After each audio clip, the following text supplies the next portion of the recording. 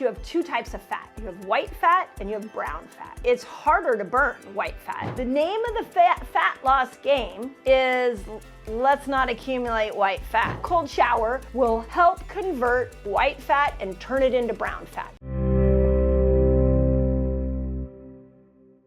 Cold showers, I know it's like a popular thing right now, and I want to show you what the science says because it's pretty darn cool about how cold showers can help you do some insane things in your body, including losing visceral fat. Yeah, for 14 days, I want you to give this a go, but let me explain why this works for you. Here's a new concept you may or may not be aware of, and it's super important for those of you who are trying to lose weight. For starters, you have two types of fat. You have white fat and you have brown fat. And white fat has less mitochondria in it. And so it's harder to burn white fat. And white fat, it typically likes to build around three areas in your body. It builds around your chest. So, for women, this can be the white fat in their breast. For men who are maybe even building some man boobs, that can be all white fat, which is why it's so hard to get rid of. They don't have as much mitochondria in it. Our abdomen, visceral fat is, to me, visceral fat and abdominal fat are very much the same type of fat, and they're white fat.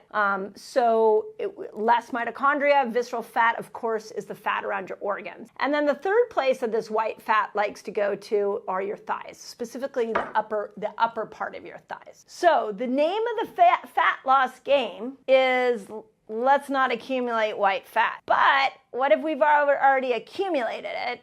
The next name of the game is how can I turn white fat into something called brown fat? Brown fat is more burnable. It has more mitochondria. And so the more we can turn white fat into brown fat, the quicker and the easier that is going to be to burn. So this is really important for those of you that are struggling to lose weight. I want you to think this through because it's possible that you just need more brown fat and then everything you're doing is going to work for you, okay? So here's what cold showers do.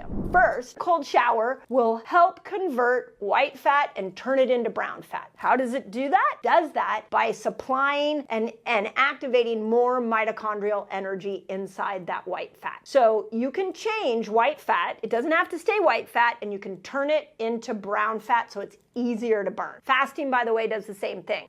Mix a cold shower with some fasting, maybe right before you go back into food, right before that break fast meal, you would do a cold shower so that you're activating and really making sure that you're getting this white fat turned into brown fat. The second thing that we know cold showers will do is they will actually start to burn more brown fat. So it's kind of like, when we have a prebiotic that kills bad bacteria but also feeds good bacteria. When I look at a shower, a cold shower, it not only converts white fat into brown fat, but it also gets your body promoting more brown fat burning because of this mitochondrial control. Now, here's something really interesting to think about, which is, okay, how cold does the shower have to be? If you're like me, this is where I went with this information. I was like, really?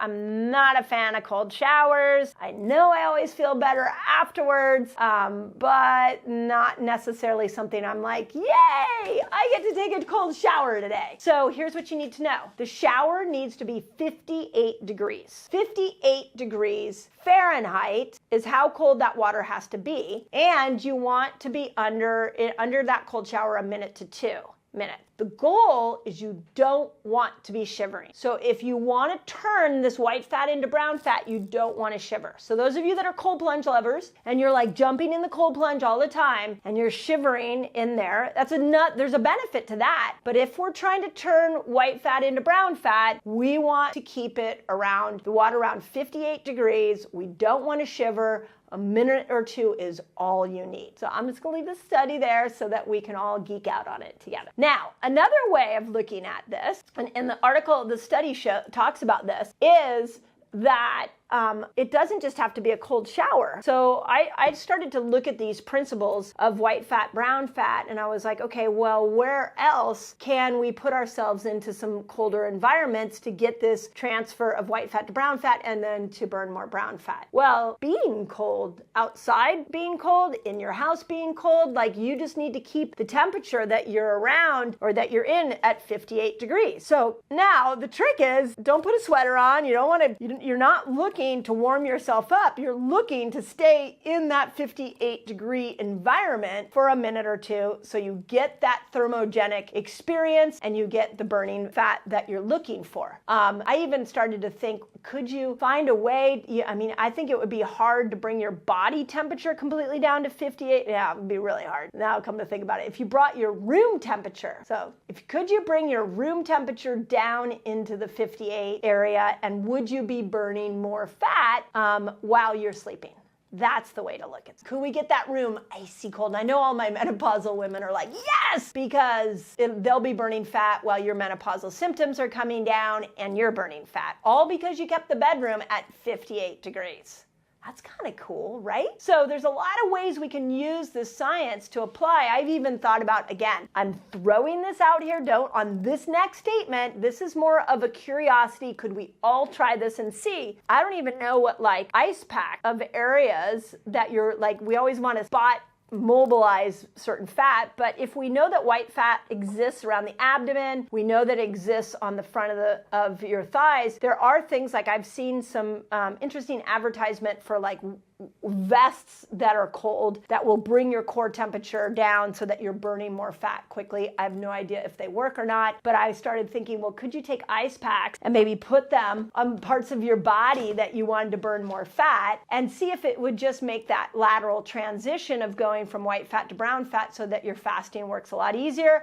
Don't quote me on that. I am thinking through, like if you and I were just pontificating about a possible theory, that's a possibility. I don't know until we all try it. Let's all try it and see what we think. But the evidence is very, very clear that cold is a beautiful way to burn fat. Okay, you know how when you're trying to get in and out of fat burner, sugar burner, and sometimes you struggle? It might be that you have a metabolic blocker that's at play here. Want to know what those blockers are? Click on the link below and I'll take you straight to a giveaway and you can have my list of metabolic blockers. Now you get to decide how that cold is going to be and what you're going to do to immerse yourself in those cold environments. And a couple of hacks that I'm in California, so I should not be giving anybody advice on how to weather cold, but I will tell you a cold way that I've done it when I've done ice plunges before is you put a hat on. Just put a hat on, and it kind of keeps that cold a little more tolerant. I can tell you at my house I have a sauna, and I'm actually looking forward to getting a cold plunge. I just now know if I'm trying to burn fat, I don't want to stay in there until I'm shivering. There you go. That's why cold plunges work, why cold showers work. But let's try it every day for 14 days because it really is that ability to do it over and over and over again that you're going to see the result. Like if you go jump in a shower once and then you're like, Dr. Mindy doesn't know what she's talking about. One day is not going to do it, 7 days not going to do it, but 14 days, we might see a difference. So if you take the challenge, let me know. I'm watching the comments. So put it in the comments if it worked for you. But as always, don't give up on yourself and have fun with this one. Let's just have fun with it. It can be a really cool trick. Enjoy. Okay, you trying to maximize your weight loss? Apple cider vinegar may be the key. Go check out this video where I show you exactly when, how, and why you want to use it for weight loss. Apple cider vinegar changes your microbiome of your gut. This good bacteria is going to help to bring your blood sugar down and make it so that you can switch over into the fat burning state.